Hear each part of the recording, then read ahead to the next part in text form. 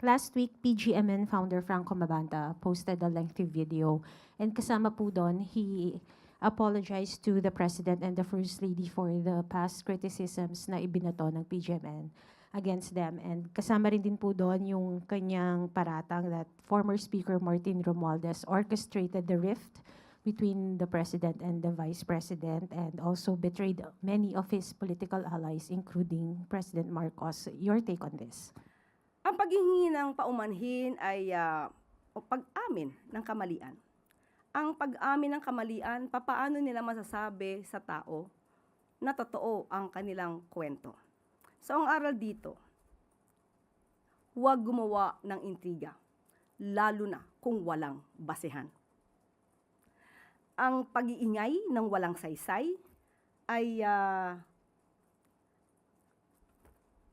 nagiging biktima lamang ang mga Pilipino na walang malay.